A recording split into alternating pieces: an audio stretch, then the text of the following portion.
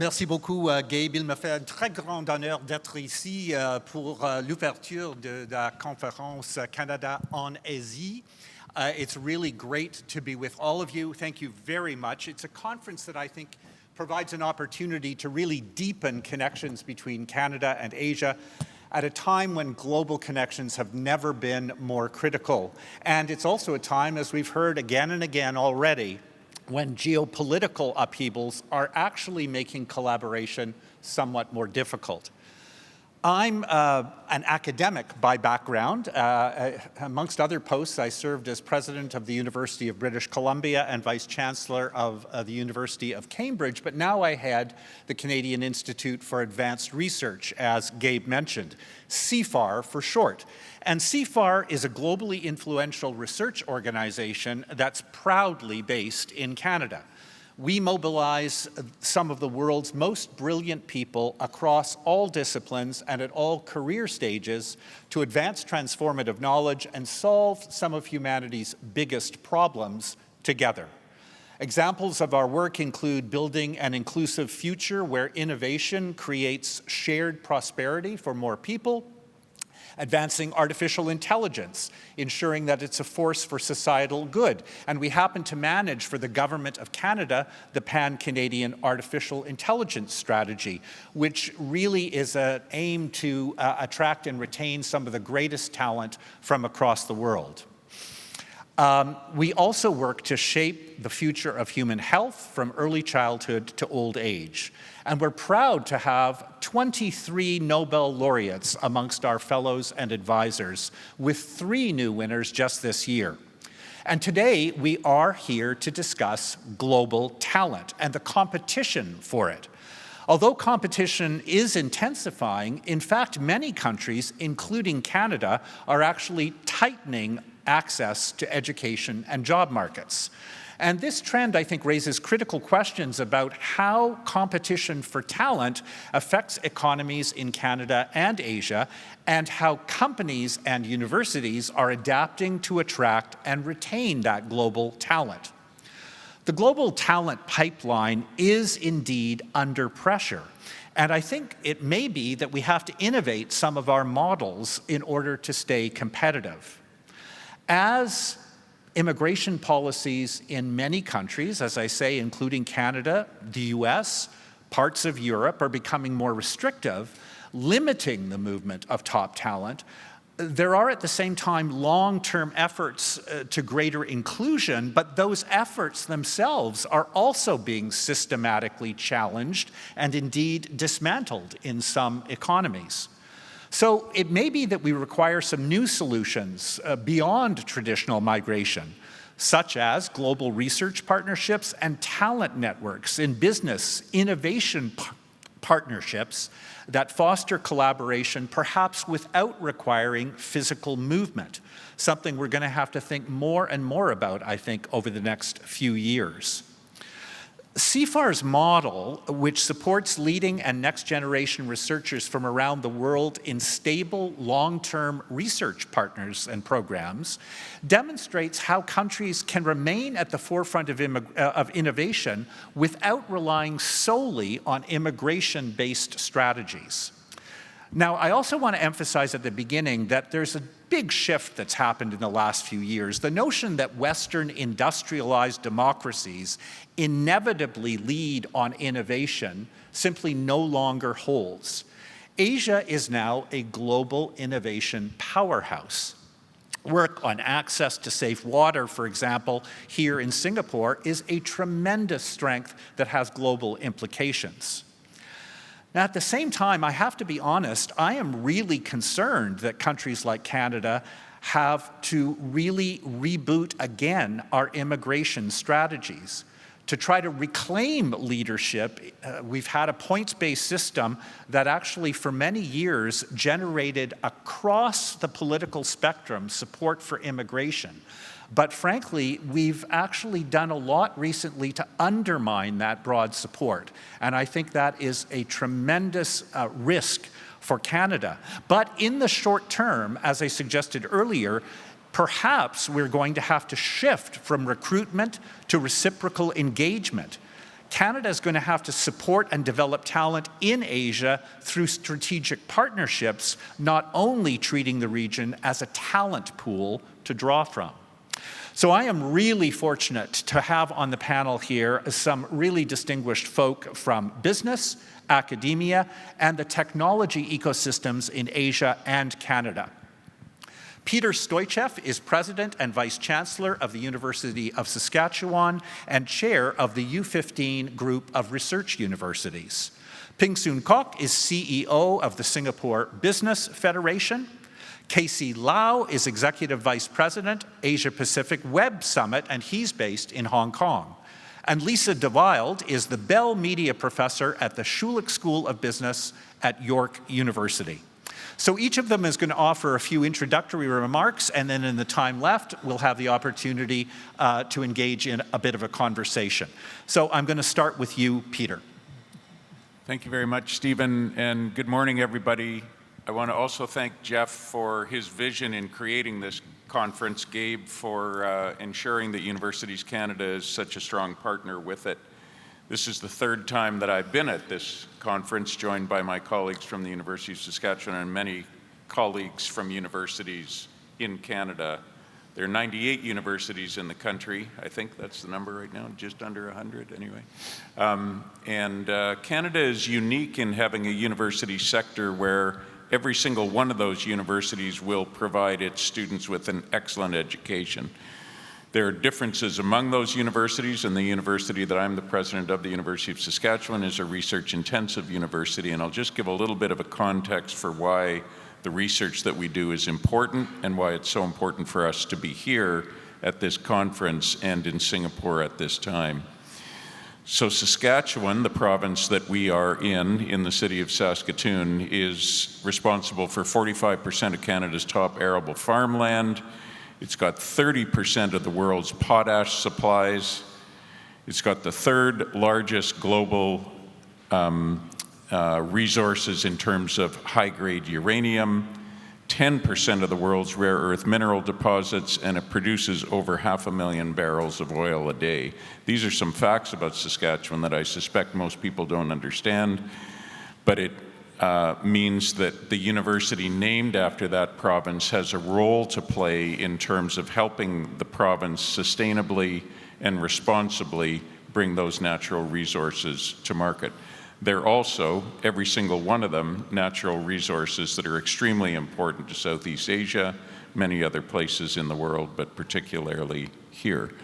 Saskatoon, the city that we're in, a city of about 350,000 people, is one of Canada's fastest growing IT hubs, and it has a very, very strong and deep innovation ecosystem that the university plays a deliberate and intentional role within.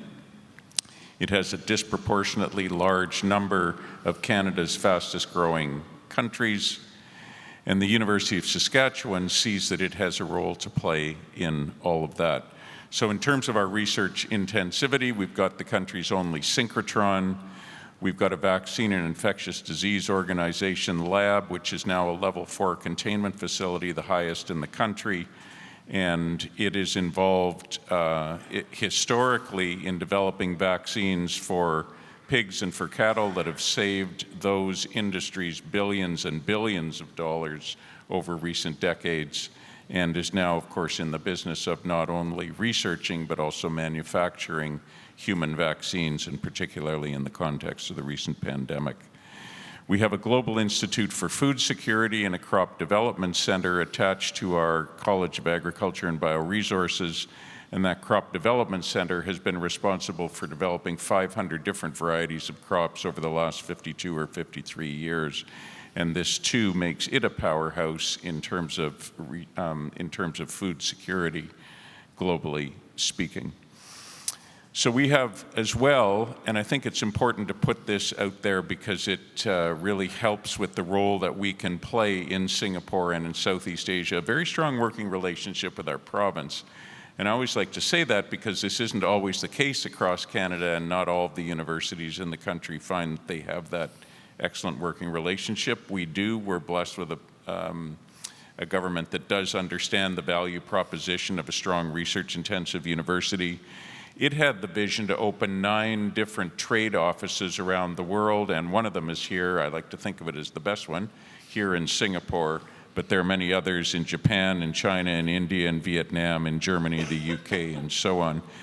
And I put all of that in the context of Canada being one of the first countries to develop diplomatic relations with Singapore when it became independent in 1965.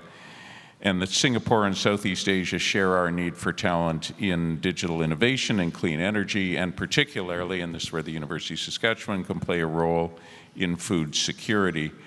In this region of the world, there is limited arable land, there is a growing population, and it's important to understand that by 2050, the world is going to have to double its production of food to feed a growing population, and not all of that food can be in the form of protein that's in meat.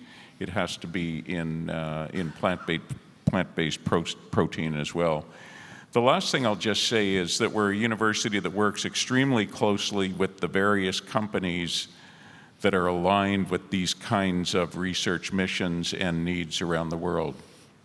Canpotex, a potash delivery company, Nutrien, BHP, who is here as well, Cameco, a uranium company based in Saskatchewan. So that sort of suite of powerhouses, a research-intensive university, strong support from a provincial government, and all of that corporate involvement as well means that we can have a real presence here and intend to continue to do that. Thank you, Stephen. Thanks very much, Peter. Ping Soon. Thanks, Stephen. Well, on behalf of the Singapore business community, I'd like to first extend a warm welcome to our friends from Canada, which I understand have to brave snowstorm and 30-hour flight to land in a warmer Singapore, but I know it doesn't feel like so in this room. The Singapore Business Federation, or SBF in short, we are the apex business chamber for Singapore with 32,000 members. We shape solutions through our policy advocacy, we build partnerships through our platform, and we foster capabilities with our companies through our programs to help them to be more future ready. And for the purpose of this panel, I'll just talk about 2 very quick work that we do. One key agenda that we do is to help our businesses be future ready through workforce transformation. So we conduct upskilling programs, reskilling programs, particularly focusing on the mid-career and mature workers.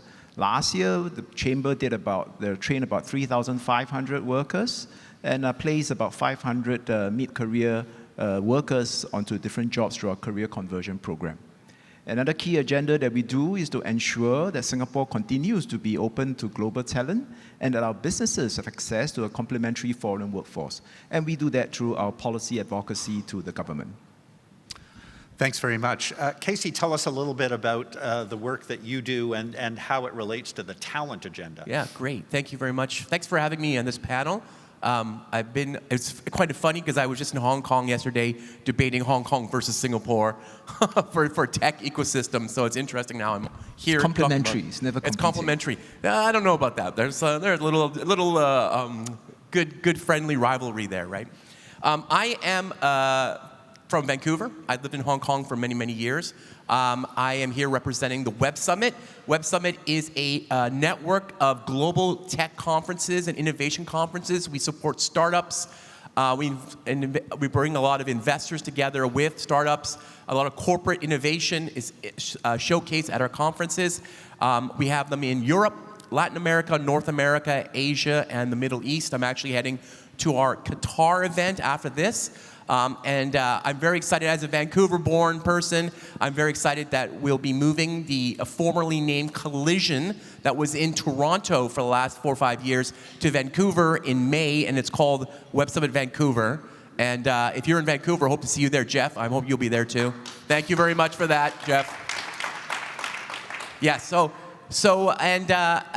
there's a lot of conversation about Canada. I really want to also thank the government, the Canadian government, for actually working hard to keep the conference in Canada. After the Toronto contract expired, it could have moved to the U.S., but the Pacifican Minister, Harjit Sajjan, right? He, Minister Bailey from the JEDI organization and the mayor of Vancouver, Kenzim, all came together to work with our team to make sure that it's in Vancouver for the next 3 years.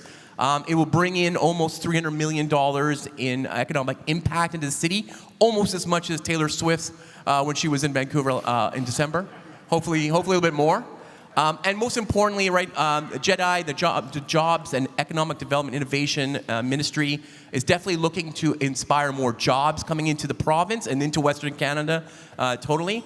The proximity of Vancouver to Silicon Valley, to Seattle, to the Cascadia region is massive. And also a lot, I think if you're from Vancouver, you're not from Vancouver, Toronto gets a lot of play, as you probably know. They've got Shopify, they've got all these great companies. Vancouver has just as many, but it's a little bit in the shadow of like the Amazons and the Facebooks and the Microsofts just a 3-hour drive away south of the border. But we also create a lot of unicorns. These are the $1 billion companies that exist in Canada, and they exist across, of course, the country. But a lot of them are now forming in Vancouver, like recently minted super unicorn Clio, who will be speaking at the event, as well as even Victoria, which is the on Vancouver Island, which is, I understand, the same size as Taiwan, okay? But there's a whole bunch of stuff happening out there, so it's very exciting. For that. So that's happening in May, and I want to talk a little bit more about, through the panel, a lot of the jobs and the talent pool that is needed is hopefully going to be encouraged and also benefit from having this type of international conference in Vancouver this year. Thank you. Thanks, Casey. Over to you, Lisa. Thank you, Stephen. I think there's a Vancouver theme here this morning emerging. So I wear a bunch of different hats, and this morning I wanted to use those different hats to make 3 points. First, what can big Canadian corporations do to attract and retain global talent? Well, simply put, Canadian companies need to just do it. They need to step up and diversify into global markets. A global footprint is now table stakes. I have firsthand experience with TELUS as a member of the board of directors over the last decade. To briefly introduce TELUS and to build on your theme, Casey, it is a Canadian telecommunications company headquartered in Vancouver. The strategy has always been to leverage technology to make the future friendly. This means that in addition to providing your standard range of telecom services in Canada, TELUS is also building a global business in healthcare and ag tech technology. Innovation underpins that strategy. But I'm also proud that TELUS is really a purpose-driven company that leverages technology to address big societal challenges and to foster positive change. And that, wonderful social impact commitment is brought to life through really tangible commitments like volunteerism that spreads across the entire company. Today, the 105,000 employees are divided between 20,000 in Canada and 85,000 outside of Canada. So how do we go about attracting and retaining global talent? We now actively recruit globally, typically first through an acquisition and thereafter to continue to attract local talent. We use local best practices and ensure we really understand the markets that we're in. But then we position TELUS to new talent in those markets by leveraging our values, our team focus, and our social purpose to differentiate TELUS in that global market. We highlight the kind of work culture that we're proud of that drives success in each region. We also have a global cultural integration playbook that systematically rolls out our culture so that TELUS culture and programs are embedded with new team members globally. We want to see those new team members embrace the culture and values quickly because we want them to see that it's a company that they can build a career path with. Now, second, in my other hat, I have taught at the Schulich School of Business at York University since 2020. Now, today, Schulich is comprised of over 100 faculty, including people like me who are really practitioners. More than half of the faculty are international, representing 30 different countries. In my course, which is on new business models in media, over half of the students are international students. And I see firsthand how this makeup embeds a real global perspective in what we learn in the curriculum. And it enriches also how the students learn.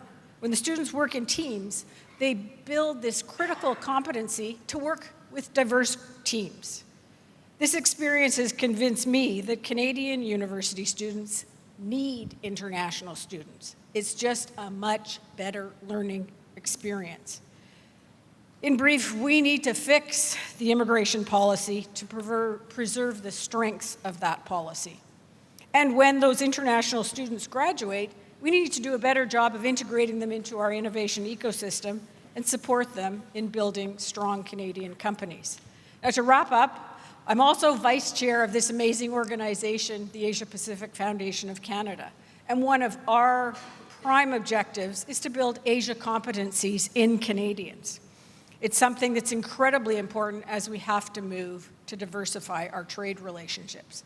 So whether it's providing educational materials to teachers in schools so that kids graduate from high school really understanding how big and exciting the world is, or we have a Young Professionals Fellowship Program, or we have a Kakahashi project in Japan that fosters exchanges with people-to-people exchanges for youth. We're really committed to building that Asia competency. So that's me. Thanks very much, Lisa. Peter, Lisa's emphasized the value of international students for Canadian students, which I think is a hugely important point. I've experienced that myself in the classroom. And yet, unfortunately, we know that that's not, in fact, the policy agenda right now. It seems to be trying to restrict access. And more generally, there's a lot of pressure on universities, despite the quality that you referred to. It's a tough time in many ways for universities, not only in Canada, but in large parts of the Western world. Comments? Yes. First of all, just talk about the immigration situation in Canada, and I agree fully. I'm sure that all of my colleagues from universities in Canada here would agree with what Lisa was just saying about the importance of attracting international students to Canada for a variety of benefits that are produced as a result of that. So on the immigration front, Canada, seeing that there are a variety of immigration challenges that it had to address, decided, among other things, that it would impose a reduction or a cap on, but a reduction on the number of international student visas that would be permitted in the country, and those were distributed across the provinces and, of course, then down to the universities in each of the provinces. This started a year ago last month, and the reduction there was by about a third. It was intensified just last September by another 10%, and graduate students who had been exempt from the first tranche of this were included in the one in September, which has a really serious effect potentially on the research enterprise that I was describing in terms of our university and all the other research-intensive universities. That is a huge problem. And I just would like to say, Stephen, thanks for the question. Canada and Canadian universities are open for international business. A chill has been sort of settled globally in terms of what is otherwise one of Canada's greatest brands in terms of knowledge diplomacy, which is its very high quality of universities that give tremendous education, as I was saying to students from all over the world. So this has been, let me just say, a disappointment to us. It has sent an inappropriate message and an inaccurate one, and Canadian universities are very much open for business for international students and are hoping to see them. Secondly, though, I'll just add, and there isn't enough time to go into all of this, but no matter what sort of organization you look at that measures levels of democracy and democratic behavior globally, you can see that there are increasing levels of autocratization and decreasing levels of democracies in this world. And I think it is incontrovertible that universities play a huge role in developing democratic behavior in the countries that they're in. They play huge roles in developing productivity, and they play huge roles in developing democratic behavior as well. You know, when you listen to somebody like President Trump saying that universities in that country are the enemies within, Vice President Vance saying that if we want to make America great again, we have to have a full frontal attack on our universities, you realize that something has changed in terms of the global dynamic with regard to the view of the role that universities play. The reason I was talking quite a bit about the University of Saskatchewan, and anybody here from another university in Canada could be saying similar things about theirs, is that universities are extremely positive forces for democratic behavior. and are being assailed at the moment. And the business sector, the political sector can support universities and send out the message that that kind of thing is clearly not going to happen in Canada, and it's not going to happen here as well. Thanks very much. Ping Soon, I think that the context here in Singapore is really quite different, interestingly. And in terms of the challenge that Singapore faces as a relatively small country with not a strongly growing population, it's got to attract talent. How does that happen, and what role does your organization try to play in that? Thanks, Stephen. Indeed, a shrinking local population is an existential threat for Singapore. And I think unlike, I suppose similar to many developed countries, we are facing an aging population. I think some numbers is helpful in context. Today, 1 in 5 Singaporeans are age 65, so that's about 20%. In 5 years' time, or in fact less than 5 years, in 2030, that ratio is going to increase to 1 in 4. So 1 in 4 Singaporeans will be age 65 by the time 2030. And in 2023, our total fertility rate is at a measly 0.93. So we are facing a shrinking local workforce. So we have no choice. We have no choice but to remain open and to welcome foreigners to augment our local workforce if we need to continue to be relevant to the world economy. But unlike other developed countries, and certainly unlike Canada, we have very limited land and very limited infrastructure. We are a very shallow bowl that overfills very easily. So the challenge has always been how we can remain open to bring in foreigners while making sure that Singaporeans don't feel less welcome in their own home. At a workforce level, that means how we can preserve a strong Singaporean core in the local workforce at about 2/3, complemented with a foreign workforce about 1/3. So if you know math, it's a classic manpower optimization strategy. How can we do more, increase value, generate good paying jobs by requiring less manpower? How we channel manpower to higher productivity sectors that can generate that sort of value. So how do we do that? A two-pronged approach. One is a very heavy focus on local workforce development. And I think we have a pretty good start. Our workforce is primarily highly skilled. We have a good education system too. Our kids continue to score very well in the PISA. And among graduates who are looking for jobs, 9 in 10 find jobs within 6 months period. But we know the skills decay is very real. So there's a very big emphasis in Singapore about reskilling and upskilling, particularly of the mature workers. Just now my ministers has mentioned, we just had a budget 2 days ago. The government has announced a series of measures to top up the skills future. In Singapore, there's a skills future movement. Every Singaporean, including me, get a skills future credit of 5,000 Singapore dollars. I think it's about the same about Canadian dollars. And they can use it for training and retraining. We work with industry partners, companies, government, and chambers like us to embark on many career conversion programs. And the good thing about these career conversion programs is that not only is the fee being subsidized, the workers continue to get monthly training allowance even while they pursue the training. So we had to make sure that we continue to focus on our local workforce development. The second strategy is, of course, to see how we can continue to remain open for foreigners. Well, the truth of the matter is that we need foreigners in Singapore at the top end, at a mid-tier, and also at the lower end, across all. The strategy, very broadly speaking, is how can we make sure we attract the top end and anchor the top end talent with as little friction as possible. And then we look at controlling the mid-tier and the lower workers, both the stock and the flow, through a system of quota as well as levies. Thanks very much. I've had the great honor of being part of 2 review panels for the education system and higher education system here in Singapore.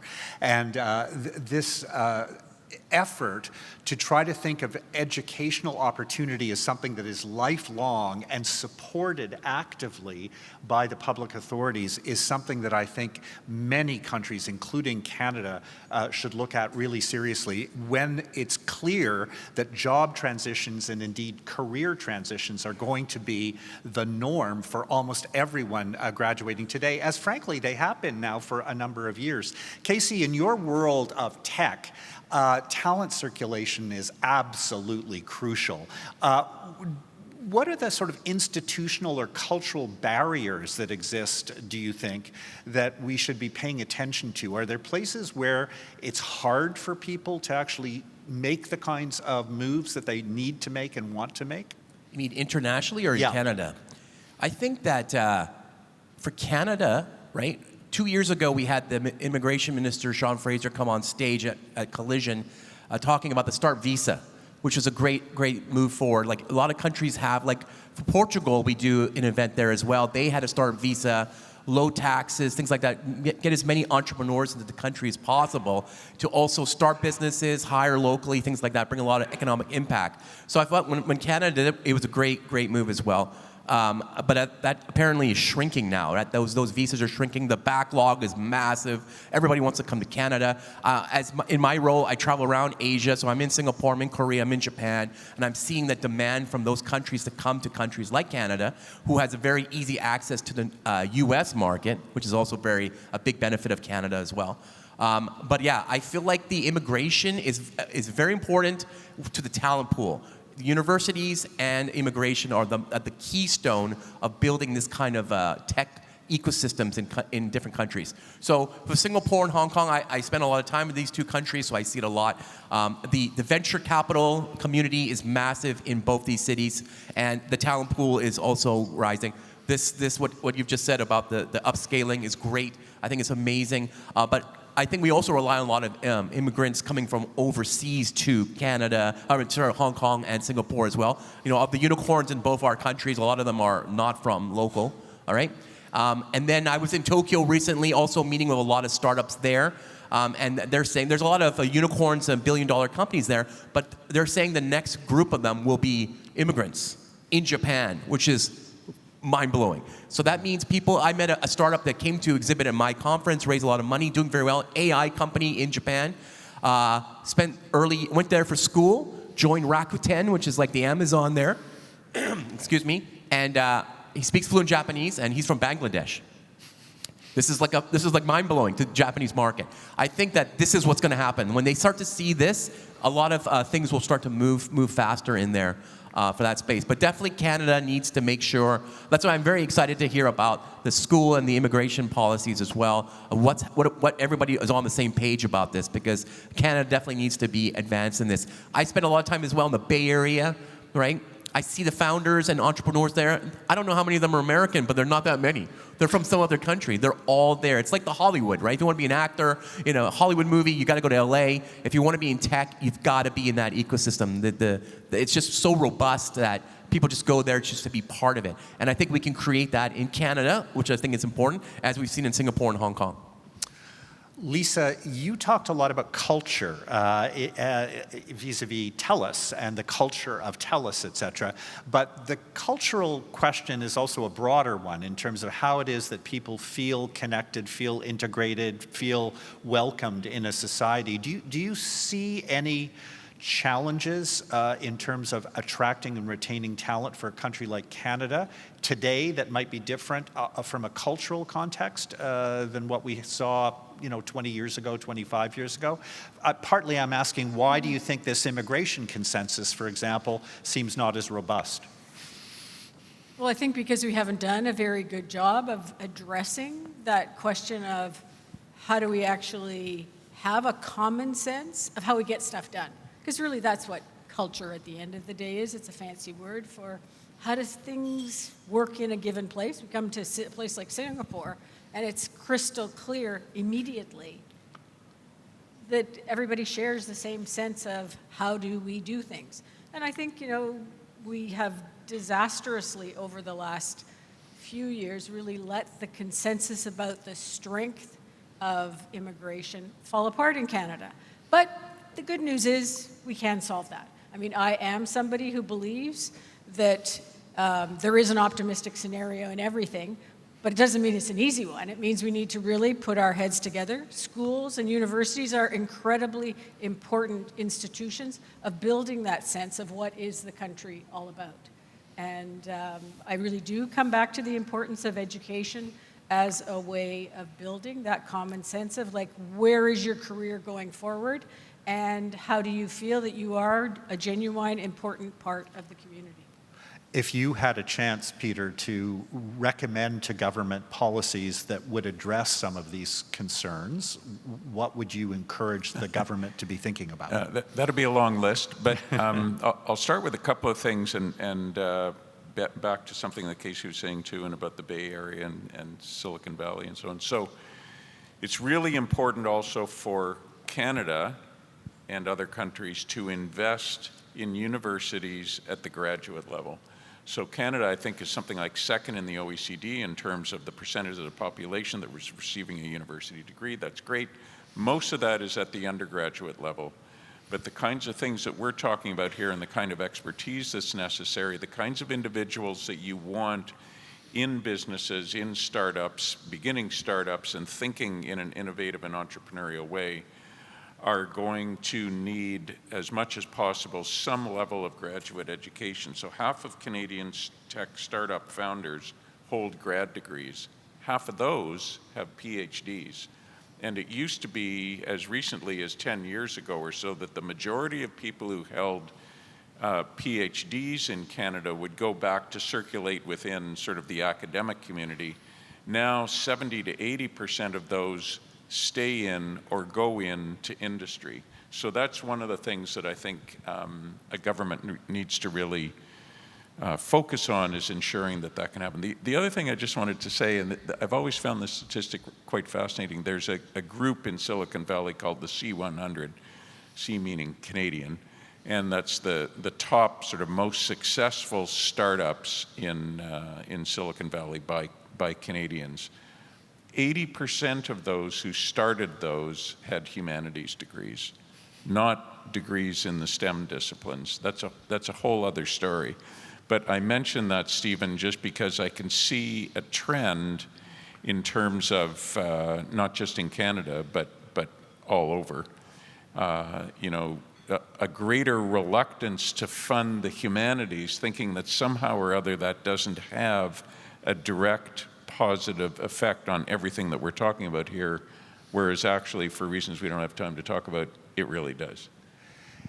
If I can just add a point on this, this question around emphasis on graduate degrees, masters and PhDs, is actually also really important from a productivity standpoint, intriguingly enough.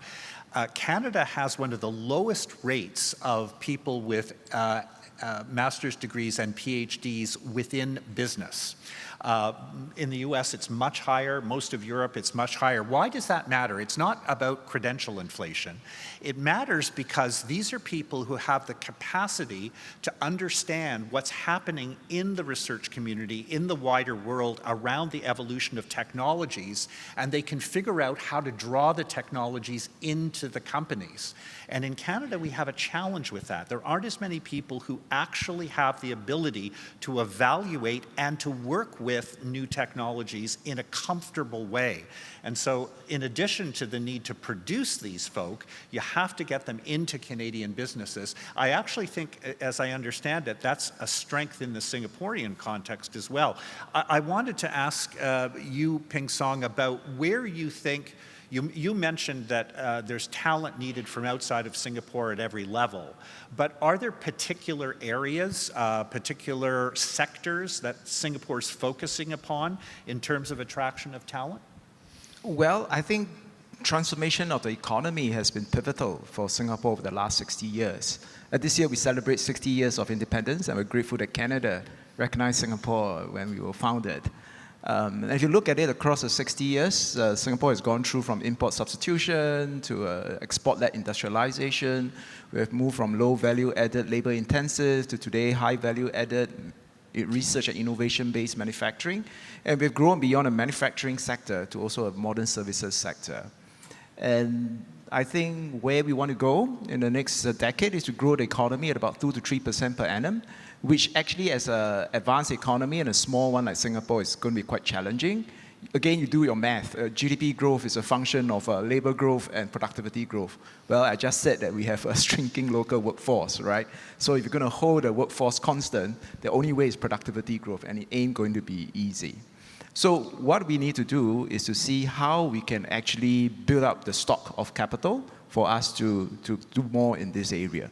It's difficult for us to pinpoint the sectors that will be the next growth engine. But there are three broad areas that we are pursuing. One is to continue to push on the frontier of productivity and innovation. The government, the Prime Minister also happens to be our Minister of Finance, has just released the budget 2 days ago. We announced a top-up of about $3 billion in our National Productivity Fund and another $1 billion into the R&D. And that's on top of the $3 billion last year and $25 billion that's been put in place for research, innovation, and excellence. So a big emphasis on research, innovation, and productivity. At the same time, we're making sure that this money is not just for the big companies. The government has also announced a $150 million enterprise computing initiative to encourage and help businesses work with the major cloud providers to gain access to AI tools and computing so that you can raise the tide of almost all businesses. So that's one focus, on really focusing on productivity and innovation. The second one, which is an important, is actually to enhance our trade architecture. Right? You want to be able to connect to the world.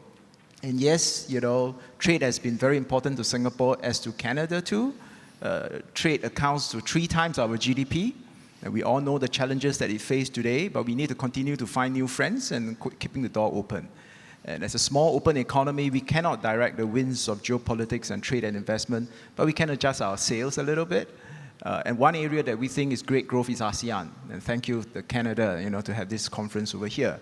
We all know the ASEAN today is the 5th largest economy. The rate is growing. It may well be the 4th largest economy by 2030. In ASEAN, there's already an ASEAN in trade on goods, free flow of goods.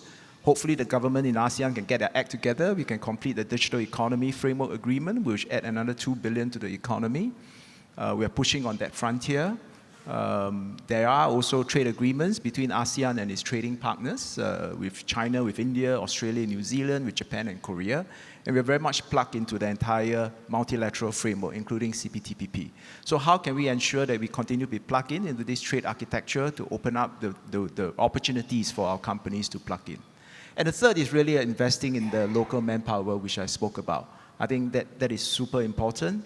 That training and upgrading is going to be something that we'll continue to focus on, and investing in the reskilling of our workforce so that we can optimize this strategy while making sure that we continue to be welcoming to as many foreigners as we can.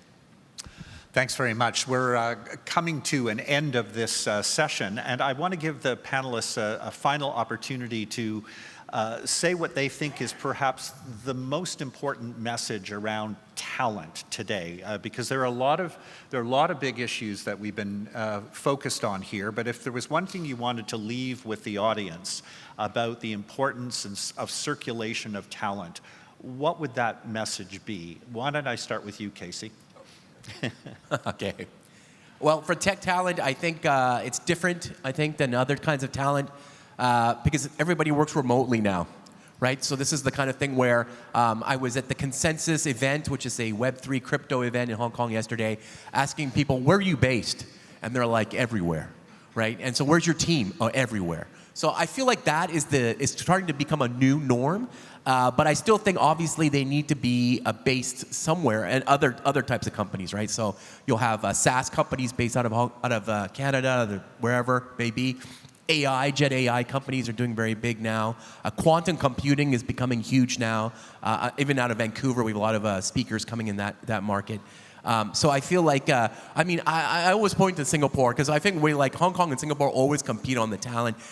What is the better ecosystem? That's always what I come down to. I do a lot of community work, building out, seeing what kind of VCs are around, what corporate support, government support. These things are all very important to attract talent to a location, right? The Middle East right now, MENA, where I'm going, is Saudi, Emirates, Qatar. They're all competing against each other, right? So none of in Singapore and Hong Kong are no longer like the number one in that space. They're all competing for talent. How much can we invest in these companies? How can we bring them to our countries? And then can they bring the talent to those countries to ignite their local people to get involved more? So I think that is very exciting right now. And I think with trade wars and things like that, I feel like there's no winner. It's all open for who can do it fastest. That's why I'm always very happy about Canada. I feel like, we all have the challenges in Canada, but I feel like Canada has a good opportunity to demonstrate everybody what it looks like and how to get that talent there, and also the benefits of having that talent pool in the country that can still work remotely and globally. Thank you. Lisa, 30 seconds, sorry. Sorry. The importance of lifelong learning and the opportunity of leveraging remote work. Thank you. Ping Soon.